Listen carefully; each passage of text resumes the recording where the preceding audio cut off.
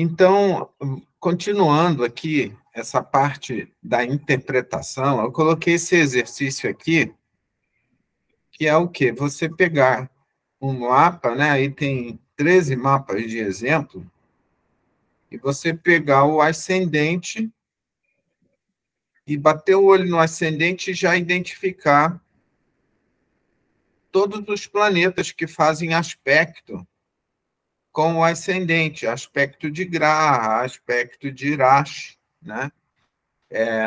E você tem que dar uma importância especial no planeta que está no ascendente, tá?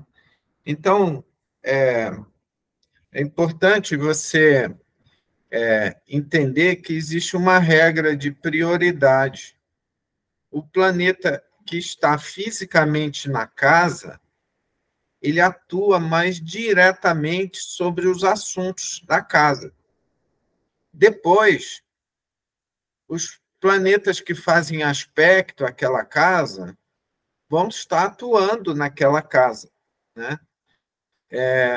E depois o regente da casa também vai trazer informações sobre aquela casa. Quando eu estou falando a casa, porque o ascendente é a primeira casa. Nós temos 12 casas, né? Só que é importante entender bem o ascendente, tá? Antes de partir para uma interpretação de outras casas, tá? O ascendente é uma casa-chave, porque, primeiro, ele é primeira casa, ele representa você, representa o todo, a pessoa como um todo, e ele vai informar sobre praticamente o destino de uma pessoa, só que de uma forma bem específica. E essa forma específica é que você tem que entender. Isso a gente só consegue assimilar comparando na prática os fatos que é uma vida inteira de uma pessoa, como eu mostrei aqui no mapa da Jacqueline Kennedy, e a posição astrológica, tá? É importante que você tenha um pouco de calma nesse momento. Não tenha pressa de querer sair pegando todas as casas, isso vai gerar confusão, tá? Por mais que você possa fazer alguma relação com outra casa, é importante entender bem o ascendente, tá? Então, tá. Evêncio, você falou, é importante analisar o regente da casa e também o regente dos planetas da casa 1? Ou não? Não, em primeiro lugar, o planeta que está na casa 1, né?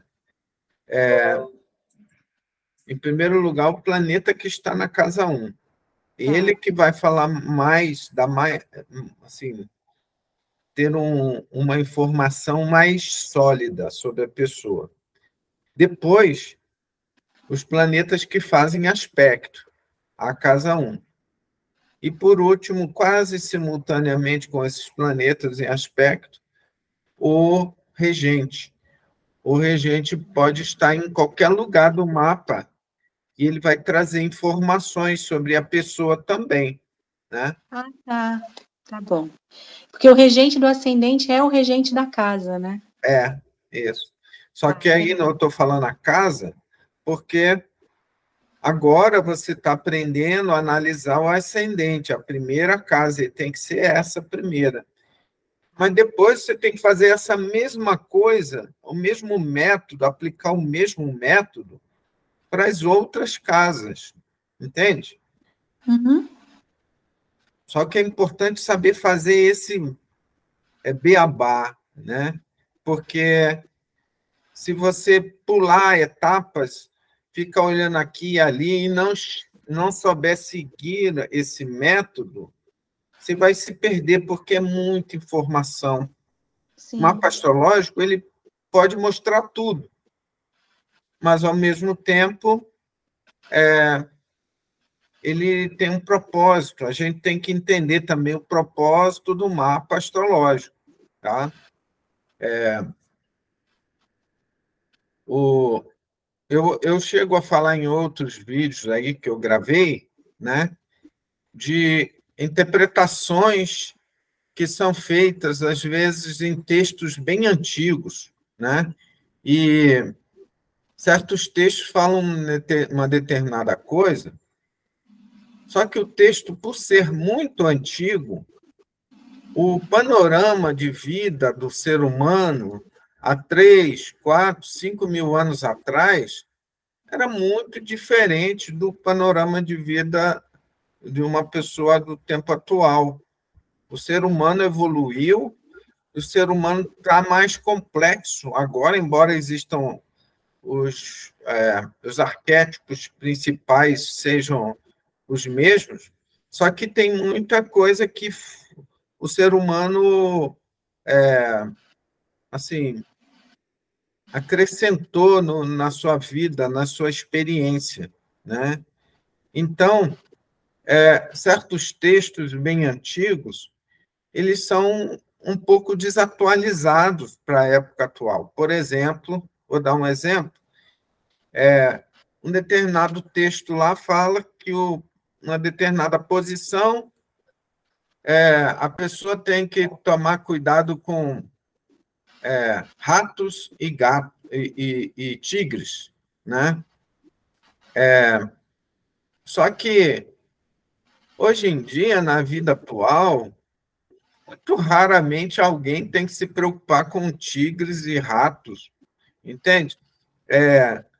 Pode ser que naquela época uma pessoa que nascesse com aquela posição pudesse ser atacado de tigre, porque existia muita selva, não existia cidades tão populosas como nós temos hoje, né? Entre uma cidadela ou um vilarejo e outro, sempre tem muito mato e tem animais silvestres, selvagens, né? Mas, hoje em dia, quando que você corre o risco de ser atacado por um tigre? Só se você entrar dentro da jaula de um tigre para desafiar o tigre, aí você corre esse risco. Mas, ou se você for lá para a África e tentar se aventurar a fazer certas coisas, mas certamente que não vão deixar você fazer qualquer coisa num passeio na África, por exemplo, né? Então, a gente vê que esses textos são muito desatualizados, né? E, infelizmente, o astrólogo védico dos tempos atuais, tem gente hoje que lê esse texto como uma coisa que é verdadeira, porque ele não para pensar e questionar sobre o que ele está lendo. Ele simplesmente é um meio fanático, né? Então, infelizmente, o hindu, de forma geral, ele tem uma inclinação muito fanática, só que o fanatismo do hindu é diferente do fanatismo do ocidental. O fanatismo do ocidental, ele quer colocar a todo custo a sua crença, a crença dele em você, né? E o hindu, não, ele é fanático, mas se você quiser seguir sua vida em outras religiões ou outro fanatismo, ele não está nem aí. Ele é fanático, ele é dedicado à religião dele, né? Mas ele não entra em conflito, né? Antigamente, na Índia, existia tipo como se fosse competição de argumentos filosóficos e religiosos. Aquele que vencesse a batalha de argumentação mostrava que o caminho dele ou a linha religiosa dele era mais elevada que a do outro, né? Então, para você ver como era o fanatismo do hindu, né? Mas hoje, se você vai na Índia, as pessoas gostam, são de uma religião ou de uma linha filosófica, eles respeitam você ser de outra, te tratam bem, não ficam tentando te doutrinar, né? Então, o hindu, o fanatismo hindu é diferente do fanatismo ocidental, né? Que ele acha que o outro vai para o inferno, tem que salvar o outro, e entra naquelas ondas super até agressivas, né? Então, e infelizmente a astrologia védica ela é tratada como uma coisa meio religiosa também, né? Então, algumas pessoas, hindus mesmo, indianos, vão ler textos aí, ó, tal posição significa que você corre o risco de ser atacado por tigre, ou nessa outra posição você vai ser atacado por cobra, né? Tudo dentro do contexto de uma selva, né? Que pode ser que nos tempos antigos isso fosse muito mais comum, principalmente na Índia, que ainda tem muito mato, muita selva, né? E tinha muito mais nos tempos antigos, com certeza, né? Mas isso aí, em hipótese alguma, é uma metáfora. Em hipótese alguma, isso aí é entendido ou compreendido como uma metáfora. Não, literal. Não, porque eles são literais ou porque não é para ser uma metáfora? Olha, se a gente lê o texto hoje, a gente vai pensar, deve ser uma metáfora, deve citar esse tigre aqui, pode ser pessoas de poder, pode ser outras coisas, mas porque não tem como encaixar hoje uma pessoa que tem certa posição vai sofrer risco de ser atacado por tigre, né? Mas, em tempos antigos, se você olhar, como é um texto indiano, na Índia, há 2, 3, 4 mil anos atrás, com certeza tinha muita selva, com certeza podia haver esse risco. Então, o texto é literal mesmo, né, de risco de ser atacado. Mas, para aqueles tempos, né, para o tempo atual, seria diferente. Tá? E você tem que usar a inteligência e analisar mapas, em vez de deduzir só pela imaginação. Né? Se você pegar os mapas e olhar as vidas das pessoas, você vai entender, né, que hoje não é cobra, mas vai ser traição, vai ser um envenenamento, não de uma cobra, mas um envenenamento de um relacionamento tóxico e outras coisas. Mas isso só é possível se você tiver a mente científica, de analisar os fatos, em vez de tentar seguir cegamente um texto, porque está escrito assim e diz que foi escrito por um grande sábio, então aí você não vai mudar aquilo, né? Não muda o contexto nunca, né? Então tem esse problema na Índia, né? Nos textos indianos, textos antigos, né? Não quer dizer que tudo a gente vai ter que jogar fora, mas muita adaptação tem que ser feita para o tempo atual também. Tá? Mas aqui nós não estamos analisando textos antigos, então nós não estamos com esse problema, nós estamos com uma técnica bem simples, que exige que você conheça o significado de um planeta. E você tem que encaixar o contexto da vibração, da energia desse planeta, né, na vida de uma pessoa, que é a casa 1, ela representa o corpo. Então, as vibrações daquele planeta estão impregnadas nas células de uma pessoa. e a vida dessa pessoa vai corresponder às características desse planeta.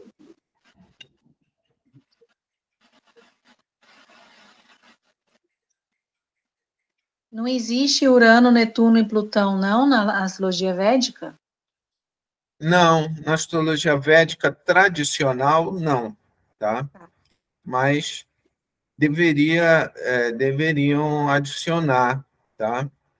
Só que aí, olha bem, novamente entra aquele contexto do fanatismo, né? Como os textos hindus são muito antigos e, obviamente, não falam de Urano, Netuno e Plutão, então, na astrologia védica tradicional, ninguém usa Urano, Netuno e Plutão.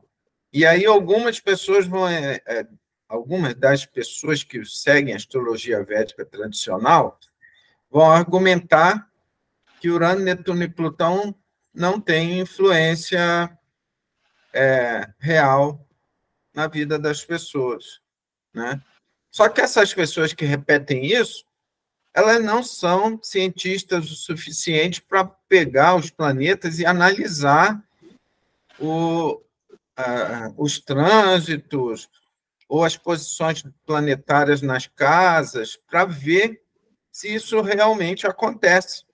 Eles colocam como assim, eles se desfazem de uma coisa sem verificar na prática, né?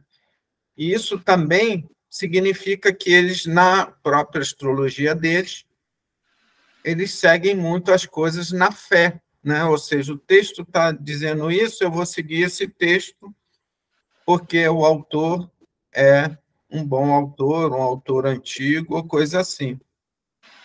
Então, já ouvi vários argumentos de pessoas falando sobre esses planetas transsaturninos, né? Dizendo que eles não deveriam ser usados, né? Mas elas próprias não verificam isso para poder ter certeza, né? Então, na minha experiência, eu vi que Urano, Netuno, Plutão tem efeito mesmo no mapa védico, tem, e seria útil acrescentar, né? Mas é um sacrilégio para a astrologia védica tradicional, né? Esse tirando o sacrilégio, os softwares conseguem incluir esses planetas ou não, de astrologia védica? Eles conseguem incluir os planetas? Olha, Plutão, os softwares incluem, eu não sei o Jagannath Hora, você já viu, Samil, se o Jagannath Hora coloca Urano, Netuno e Plutão? Ah, não vi. Não sei, não. Mas é possível porque na rotina de cálculo dos planetas, sempre tem Urano, Netuno e Plutão. Então, é possível que coloque no Jagannath Hora também. No Astro Sage, eu não sei. A Suzana está aí, não? Não sei. No Astro Sage, eu não sei, mas os softwares que eu conheço, o meu software, o software que eu uso, tem Urano, Netuno e Plutão, tá? Então, não é difícil de implementar Urano, Netuno e Plutão, tá? Então, vamos continuar aqui. A técnica é simples. E eu comecei com o mapa da Jaqueline Onassis, porque ela tem Queto no ascendente, né? E como esse curso ele foi idealizado para uma turma de professores de yoga, que são pessoas que têm um certo grau de mediunidade e têm influência de Queto, né? Eu trouxe esse exemplo, né? E aí, nesse caso, quando eu falo de mediunidade, é importante lembrar que mediunidade não tem nada a ver com religião. Mediunidade existe desde que o mundo é mundo, independente das religiões. No passado, na Grécia, em todas as culturas existiam médiuns, né? E existem diversos graus de mediunidade. Uma pessoa pode ser excelente médium sem nem saber nada de religião, não manifestar nada de nenhum fenômeno religioso, como no caso, por exemplo, do Elton John, né? Mas a gente vê que ele compôs centenas de músicas, né? Essa composição é com a ajuda da mediunidade dele, né? Entende? Então, é importante a gente entender, aqui eu abro um parênteses para mostrar que a cultura hindu ela é muito rica no conhecimento espiritual, mas a doutrina espírita ela veio trazendo elementos que vêm complementar muito o conhecimento hindu, porque o hindu ele é muito elevado nas coisas dele, e a doutrina espírita vem explicar coisas que acontecem aqui no terra a terra, né? E então existem vários graus de mediunidade, né? E no mundo espiritual existem seres determinados a ajudar a evolução humana e estimulam cantores e compositores a compor músicas com ritmos harmônicos para produzir uma transformação coletiva. As músicas têm influência no inconsciente coletivo e ela faz determinadas músicas trazem um crescimento. Então, não é à toa que Mozart nasceu, né? Mozart era uma alma que veio do planeta Júpiter, ele era um cidadão de Júpiter. Ele encarnou na Terra com missão de trazer a música, e essa música dele vai impulsionar o inconsciente coletivo e a evolução humana, né? Não só a dele, mas de vários outros compositores.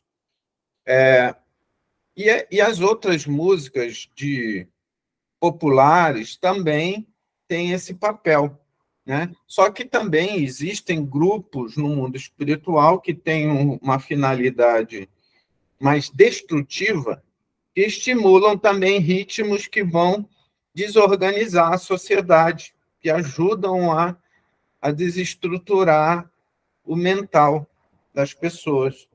Então, existem os dois movimentos. E as pessoas que têm um grau de mediunidade, normalmente um compositor tem, um cientista também, elas são estimuladas pelos grupos que elas têm afinidade, né? Se a pessoa tem um grau de consciência mais baixo, ela vai se tornar um canal mediúnico de grupos mais baixos, né? Então vai receber músicas que vão trabalhar mais desestruturando a sociedade do que evoluindo, né? Então, nós, seres humanos, somos muito manipulados pelo mundo espiritual. E é por isso que o Allan Kardec, quando ele fez uma pergunta para os espíritos, se o ser humano era influenciado na vida pelos espíritos, eles falaram muito mais do que você imagina, né? Então, isso eles estão se referindo não só a essas influências gerais que eu estou falando, mas também existem as influências pessoais, que são espíritos que estão em vários níveis que atuam sobre a gente também, por afinidade sempre. O mundo espiritual, ele funciona por afinidade. Se a sua consciência está mais elevada, ela se conecta com seres, inteligências mais elevadas. Se a sua consciência está mais no nível do pensamento negativo, de raiva, de vingança, de ódio, Aí você se afina com seres dessa faixa. Cada pessoa tem essa liberdade, né? Então, a doutrina espírita, ela é mais terra a terra, ela traz mais esses resultados do dia a dia, do karma, do causa e efeito, mais prático. O hindu ele já entra na teoria do karma, já pensando em libertação, em moksha, em saída do ciclo de reencarnação. Ele assim é dedicado de uma forma muito exagerada e elevada, né? Nós vamos entender melhor o hindu daqui a mais alguns séculos, né? No momento atual, a doutrina espírita ela está fazendo essa base de conhecimento que o hindu não preenche, porque ele não quer ficar pensando em espírito, né? O hindu não gosta dessas coisas de espírito, ele quer pensar em divindades, em seres elevados, ele não quer ficar pensando em espíritos aqui que estão aqui no terra a terra influenciando a gente, mas nós sofremos essas influências aqui de espíritos por afinidade, sempre. Nunca assim, por uma perseguição, né? Então, continuando aqui, né? A pessoa que tem Ketu no ascendente, a mediunidade dele vai estar impregnado nas células, porque Ketu é o planeta que representa Escorpião, ele é regente de Escorpião. Então, ele tem a ver com a faixa vibratória que está fazendo a divisão entre o mundo material e o mundo espiritual, né? E então, uma pessoa que tem Ketu no ascendente, sabendo ou não, ela está fazendo essa ponte com o mundo espiritual, né? Só que, dependendo da faixa de pensamentos, do nível vibratório dos seus pensamentos, ela vai receber influências positivas ou negativas com muita facilidade, né? Aí a outra coisa é que a casa 1, como ela representa a pessoa como um todo, né, tudo que tiver influência na casa 1, ela vai ser manifestado na vida da pessoa como um todo, né? Então, como Ketu representa essa variação, né, de mundo material e mundo espiritual, a vida de uma pessoa que tem Ketu na casa 1 é de extremos, né? E a Jacqueline Kennedy foi uma pessoa que teve uma vida de grandes extremos, né? Eu tenho aqui nesse material aqui, tem 13 mapas de exemplo. E eu vou dar aqui a relação para vocês dos 13 mapas. Os mapas estão numerados, tá? Exemplo 1, exemplo 2, 3, tá? Não estão com os nomes das pessoas, mas eu estou colocando aqui para vocês a relação, porque vocês podem pegar o mapa, analisar a casa 1 e dar uma olhada na biografia da pessoa, para ver como que vocês conseguem encaixar a influência dos aspectos e do planeta que está na casa 1 com o que a pessoa viveu, né? De alguma forma, vocês vão encontrar sinais dessa presença desse planeta na casa 1, se tiver, e se não tiver, o signo que está na casa 1 e os aspectos que recebe, né? Então, por exemplo, a gente já chegou a falar aqui, né, da Jaqueline Onassis. Ela tem um Ketu, a gente já viu todas as mudanças que ela teve na vida dela, mas ela também tem Júpiter e Vênus fazendo aspecto com o ascendente. E Júpiter e Vênus está onde? Na casa 8. Aí, no caso, vocês vão ter que ir lá buscar o significado da casa 8 e tentar fazer a conexão, né? É importante sempre, quando você vê um planeta numa casa ou num signo, você avaliar se ele está forte ali ou se ele está fraco, né? No caso aqui, ó, Vênus está no signo de Touro, então está forte. Júpiter está junto com a Vênus. Júpiter é o planeta benéfico. Então, Júpiter e Vênus são dois planetas benéficos, né? Então, tem dois benéficos na casa 8 fazendo aspecto ao ascendente. Então, essa pessoa pode esperar algum benefício conectado com a casa 8, né? Sendo levado até essa pessoa, né? O que é a casa 8? Aí vocês têm que olhar a casa 8, porque eu tenho certeza que vocês já viram todas as casas, mas vão esquecer de vários significados. Eu posso falar aqui para vocês, posso adiantar alguma coisa, mas é muito importante que vocês voltem lá nos significados, revejam, porque esses significados vocês têm que ter na ponta da língua. Vocês não podem só saber agora que eu falar e depois esquecer. Vocês têm que voltar e ler, né? Esse assistir de novo o vídeo, ler de novo o texto nos slides, é uma coisa que vocês vão ter que fazer várias vezes, né? Então, eu perguntaria para vocês, alguém saberia me dizer o que seria dois planetas benéficos fortes na casa 8? O que pode significar esse aspecto sendo levado para o ascendente, para a pessoa?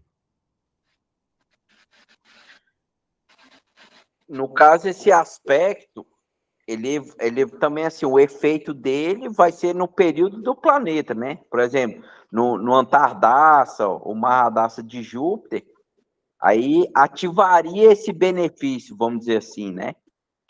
Mas você, quando está lendo o mapa, vamos supor que esse mapa está sendo lido no dia do nascimento da pessoa.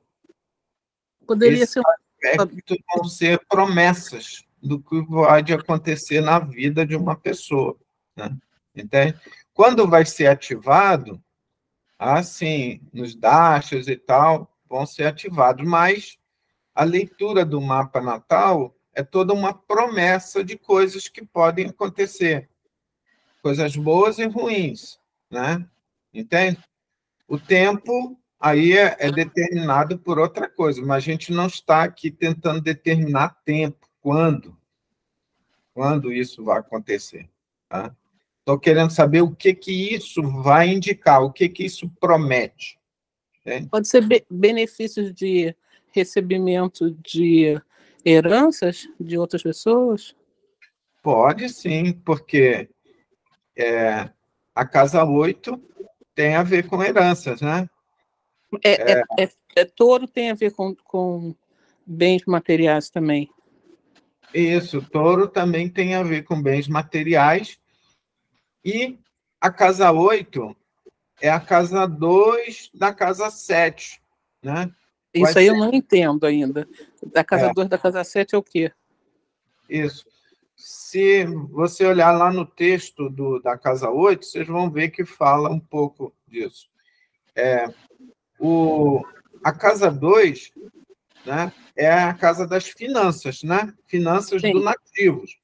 Sim. Ou seja, aquilo que você produz com o seu trabalho, né? Sim. Agora, a casa 7 é a casa da relação, do casamento, das uniões, das uniões de uma pessoa. Então, a casa 8, ela é a 2 da 7, ou seja, ela significa os recursos das relações dela, ou seja, os recursos que ela recebe através dos outros. A casa 7 representa os outros, as outras pessoas que você se relaciona. Então, pode ser o recurso que ela tem através do marido, do casamento, né? Porque a casa 7 é casamento também, né? Então, veja que a gente vai ter que fazer um raciocínio e puxar alguma coisa, né? Pode falar. Marte aí, ó, professor, o Marte dela é Dana Yoga, né? Que ele é o dono da 2, da 7, mas está na 11, né? Então, como ele é o dono da 2 e está na 11, ele forma um Dana Yoga. E como é o dono da 7, então, tipo, indica também que a pessoa é rica, o cônjuge. Que ela vai ter um relacionamento com a pessoa que vai ter dinheiro, vamos dizer assim. O Júpiter e o Vênus, na casa 8, eles indicam muito mais isso, tá? O Marte, ele já está na casa de quê? De ganhos, né? Então, o Marte, ele indica que a pessoa ela tem tendência a ter ganhos, né? Através dos outros. Marte na casa 11, né? O Marte está na casa 11. A casa 11 é a casa dos ganhos, né? Só que...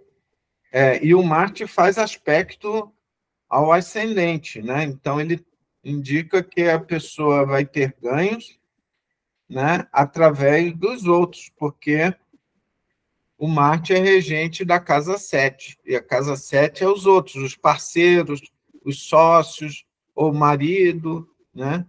Todas as pessoas que a pessoa se associa é a casa 7, né? E o Marte é regente da casa 7. Da casa 7, que é Áries, né? Então, esse aspecto aqui do Marte também indica ganhos, né? Só que o Júpiter e a Vênus aqui, eles indicam muito mais o ganho através do marido, porque a casa 8, ela representa os recursos que você acumula através dos outros, através do marido, através do parceiro, do sócio, dos negócios, né? Então, tá? Agora já a casa 11 já é uma casa de ganhos, né? Indica um investimento que a pessoa faz, né? Então, indica que a pessoa pode ganhar se ela investir, se ela fizer, né, tomar uma iniciativa de um empreendimento, de um negócio, um investimento, né? Tá? Mas, então, todos os aspectos, eles vão fazer uma promessa de algum evento, né? Tá? Todos os aspectos indicam uma promessa de um evento, né? Então, por isso é importante analisar os aspectos para o ascendente, né? E ficar focado no ascendente, todos que estão fazendo aspecto com ascendente, né? Se você começar a se perder, olhar outra casa, você vai perder o foco do ascendente, e o ascendente, ele dá uma grande chave, porque o ascendente, como ele representa você, ele mostra aquilo que você está predisposto a viver. É como se fosse seu destino. Não é a casa do destino, tá? Tem uma casa que seria a casa do destino, mas não é o ascendente. Mas o ascendente é como se fosse... Qual é a casa do destino? A casa do destino é a casa do Dharma, tá? A casa 9. A casa 9. Tá?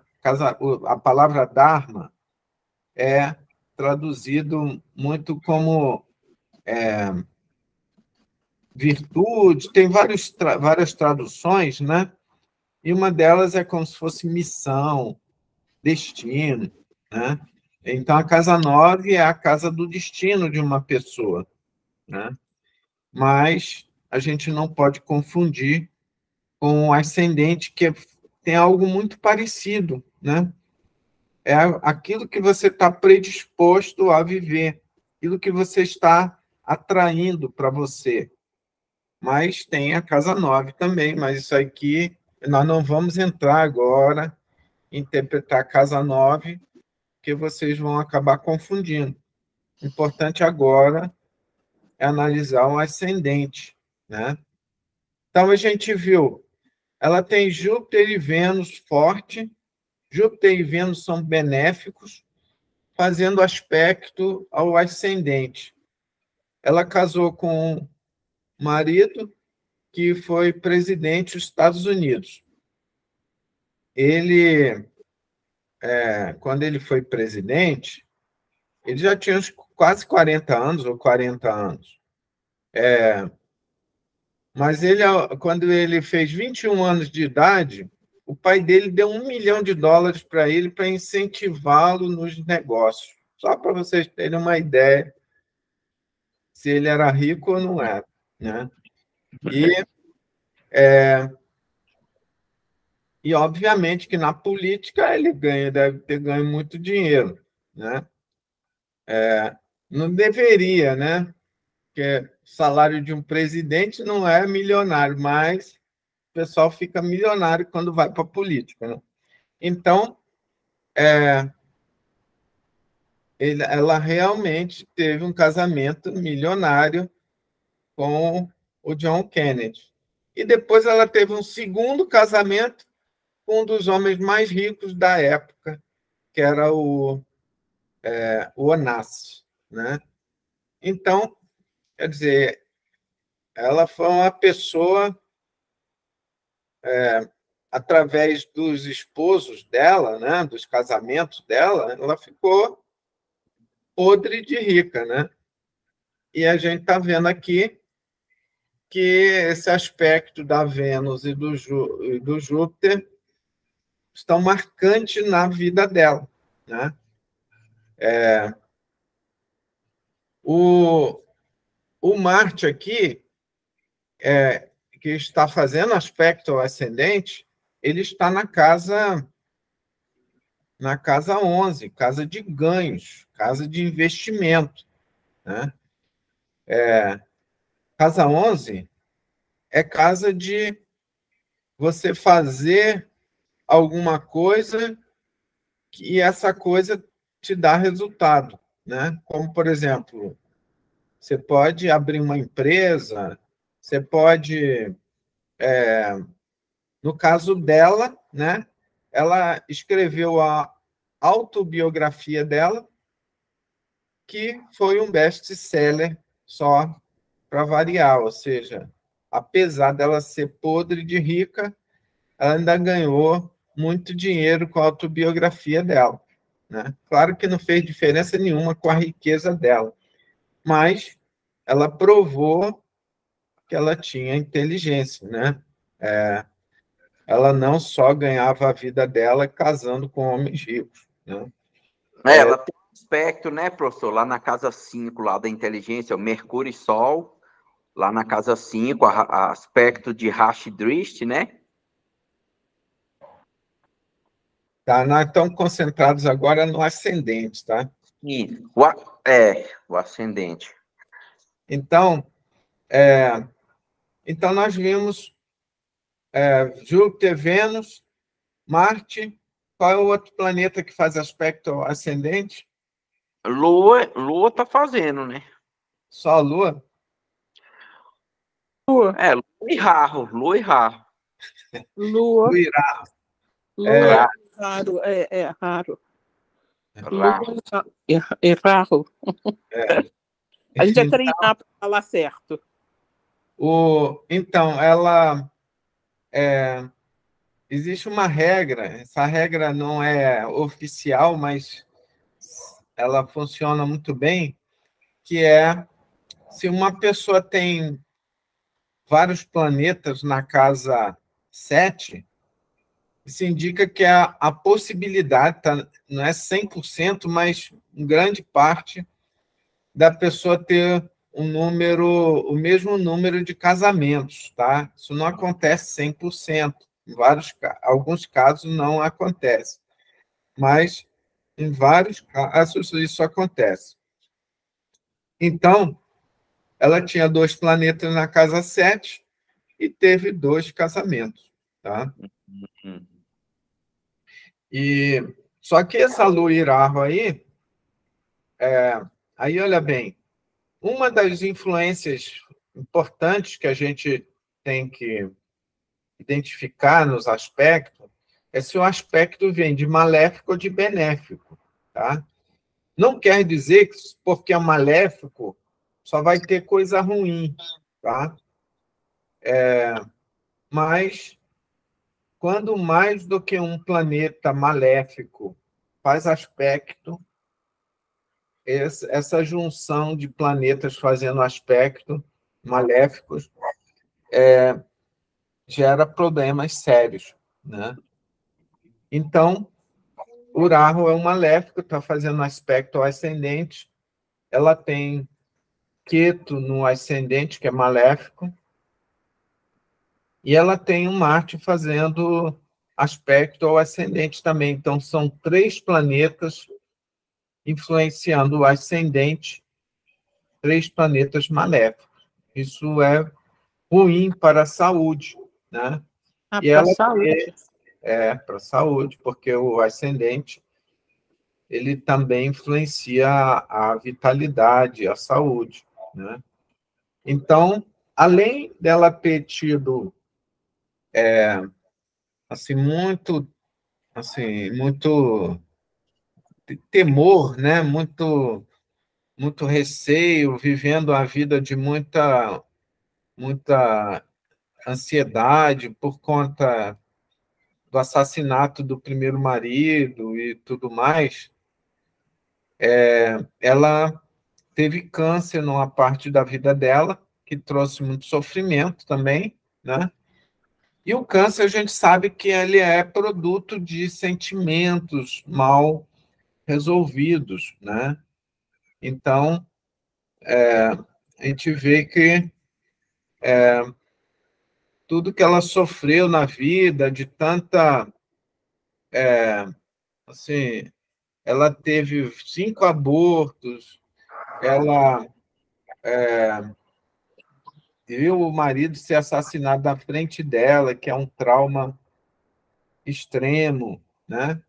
E viveu num drama muito forte, né? Toda a vida dela. Então, isso pode ter contribuído muito para somatizar esse câncer que ela teve, né?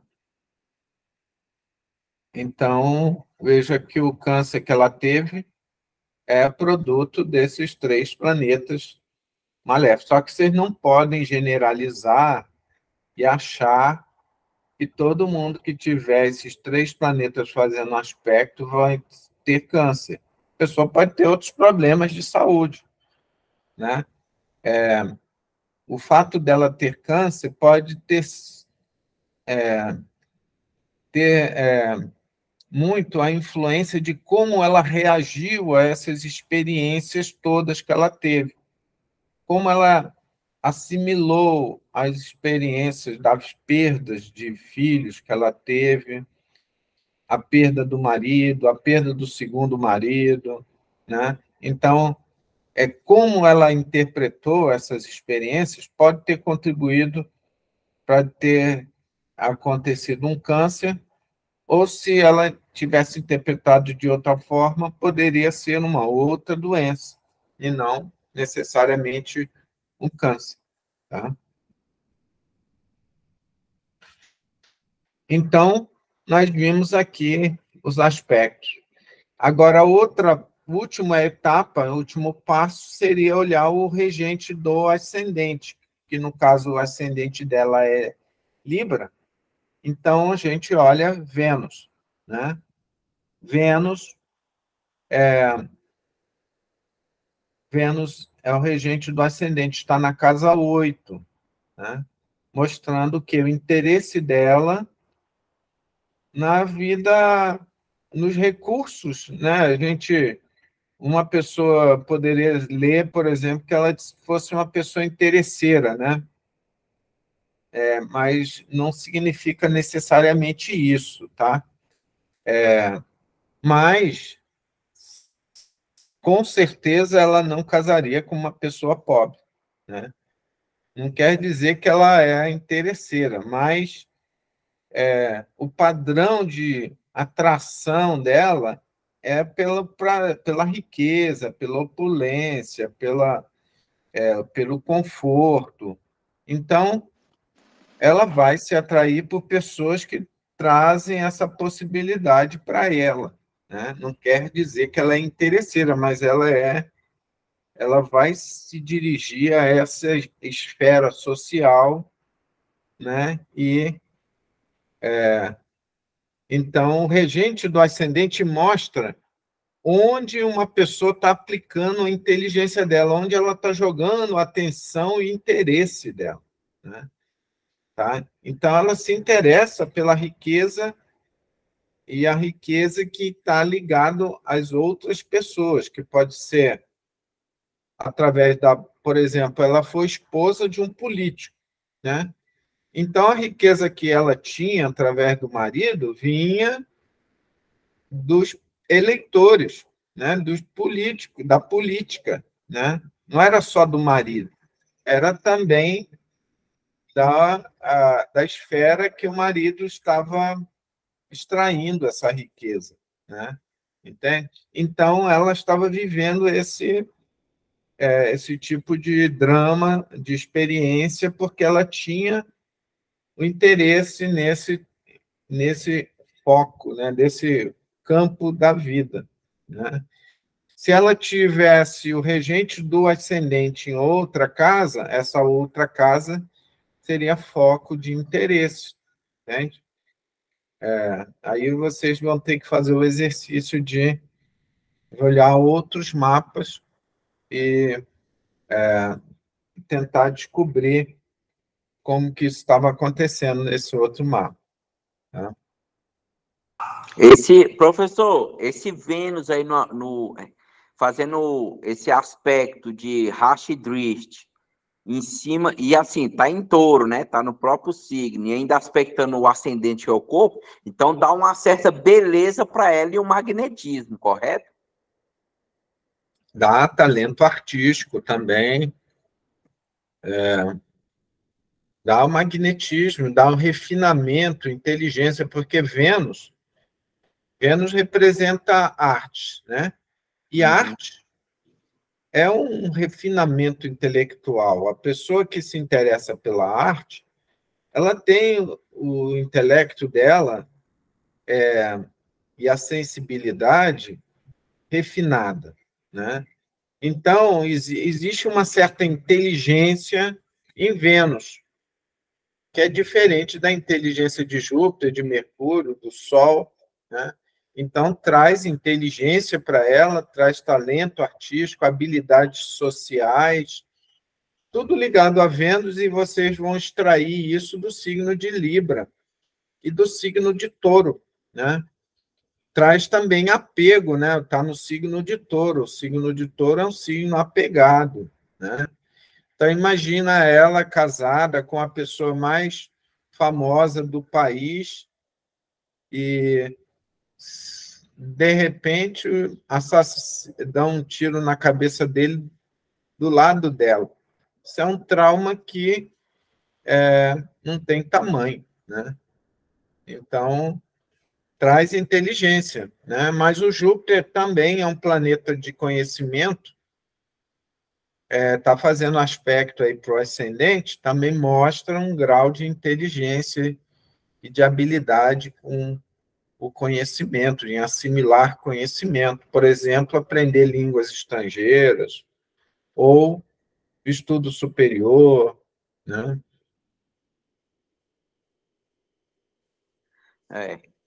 Tá? Bom, então, Eu vou dar um corte aqui para a gente olhar um outro mapa